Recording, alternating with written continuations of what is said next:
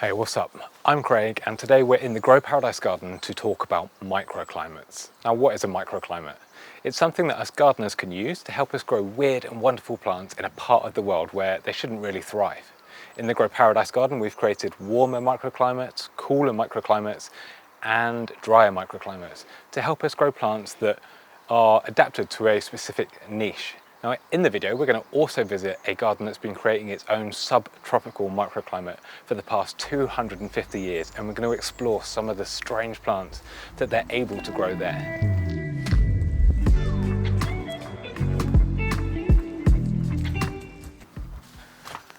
Now, one of the microclimates that I'm keen to create in my garden is a nice warm microclimate.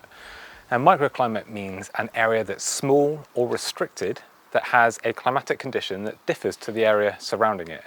So, for example, I like to grow evergreen trees in my garden because evergreen foliage in winter acts as a thermal blanket over the garden. So frost rarely, often, forms underneath an evergreen canopy, which means that at ground level and at a level where I'm growing my shrubs, I can grow plants that are slightly more borderline hardy and just experiment and see what I get away with.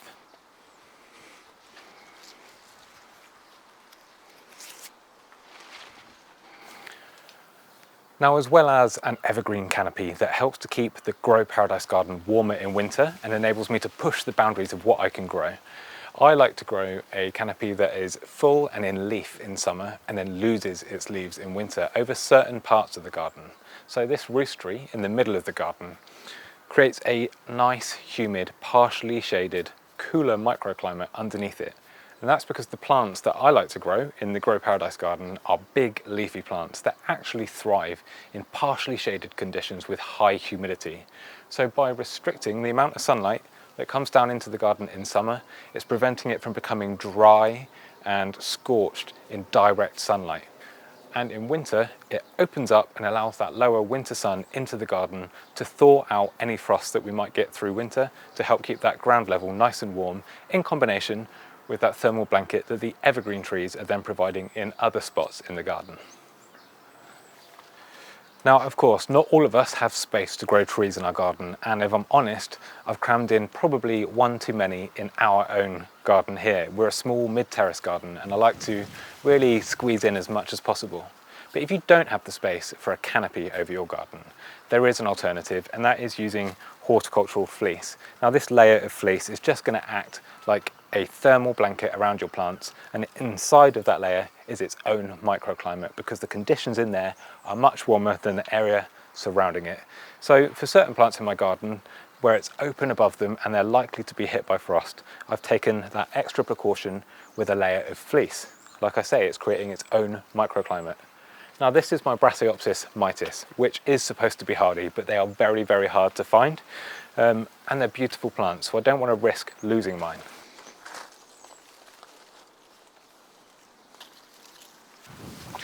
So we've covered creating a warmer microclimate by using a thermal barrier, whether that's a canopy over your garden or horticultural fleece to create a warm environment in the immediate vicinity of your plant. We've also covered creating a cooler microclimate by casting shade over plants that might need it. But what about if you love growing drought-loving plants like this Aeonium? You may have seen pictures online with people creating plastic coverings over the top of their dry and arid borders. And that's because if you're growing in somewhere like the UK that has particularly wet winters, but you love growing these plants that can tolerate cold, then you're just going to need to provide that protection from rain, which is a dry microclimate. If the area in your garden gets all of this British rain in winter, you can just cover the area where you've got these cold-tolerant plants to keep the moisture off of them, and they will continue to thrive. Plants like Aloe polyphylla, certain Aeoniums, they're not from the UK, but they will cope with winter so long as they don't become saturated with all of that rainwater. So a drier microclimate is going to let you push that boundary in that direction. Now we're going to head over to a garden that is just a few miles up the coast from the Grow Paradise garden, and its conditions are completely different because of the microclimate that has been created there over the past 250 years.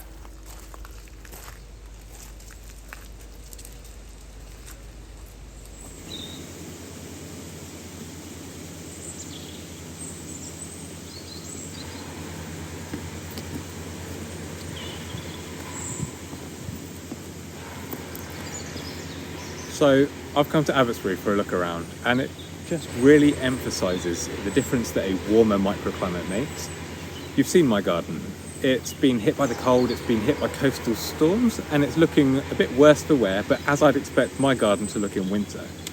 When I come somewhere else like this, Abbotsbury, that's got such a warmer microclimate and it's only a few miles up the coast from where I am, it just shows the benefits of a warm microclimate and how it can elongate your growing season. I mean, the bananas are looking fantastic. The tree ferns behind me, there's not a touch of brown on the leaves. And the only way I know that it's autumn and winter is by the colour of the canopy above me. It's great to come to a garden like this if you've got one nearby, just to recharge and get inspired by what you could grow as you create that warm, subtropical microclimate in your own garden.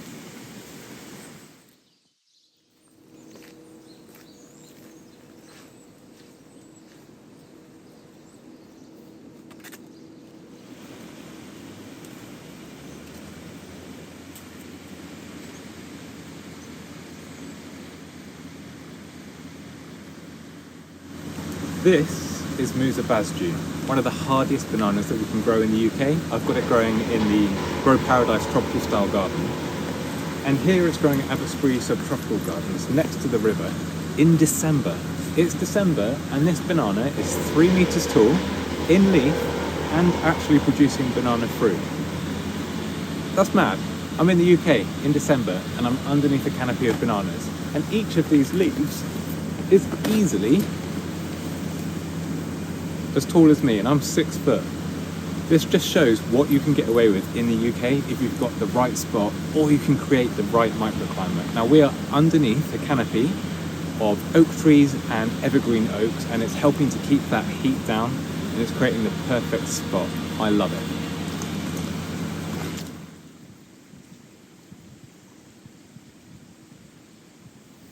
Now this is a fern that I speak about so much in the Grow Paradise garden, and it's one of my favourite European ferns.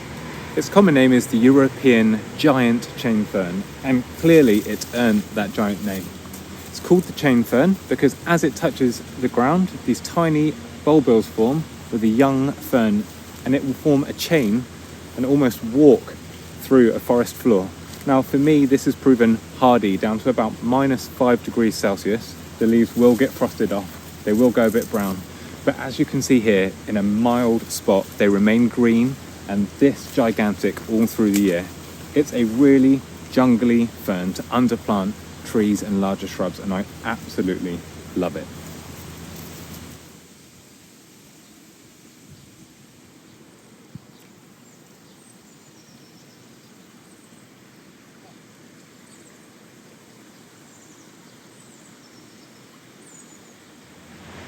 This is Dicksonia antarctica, the New Zealand tree fern.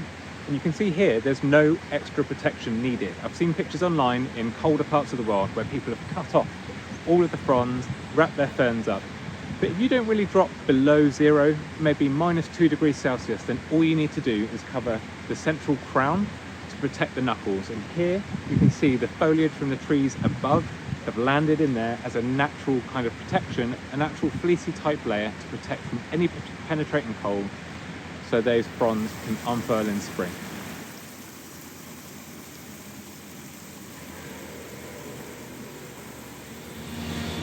This Brassioopsis mitis is unprotected, unlike mine at home, because I might have been a little bit too zealous. They're said to be hardy down to at least -10 degrees Celsius, and this one's been planted out for 3 years now, and it's almost 2 or 3 meters tall, and it's giving me hope that mine's going to survive cold winters, especially as I live in a mild part of the UK. Hopefully mine will reach these proportions in a year or two's time.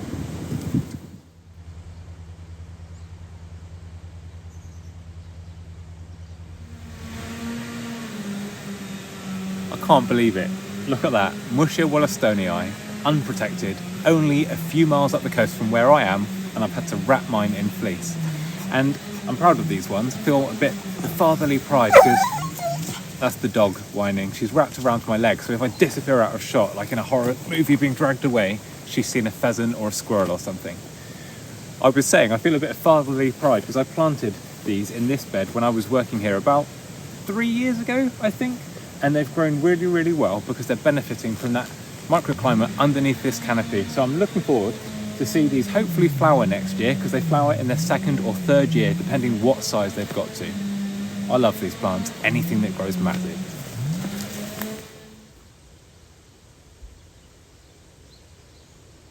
And if you're after something that's evergreen, interesting, and has bright flowers at this time of year, then try Farfugium. Now this is Farfugium japonicum Oreo maculatum, and it's sometimes called the spotted leopard plant because it has these yellow splodged leaves, and it's evergreen. Despite the fact the leaves look quite soft, but be warned, the slugs and snails love this just as much as they love your hostas in summer. But I don't think I've ever shown it in flower on the channel, and the flowers of the leopard plant are really bright on a December day, and it's hardy throughout most of the UK, so if you can find one, add it to your garden. It's definitely worth a try.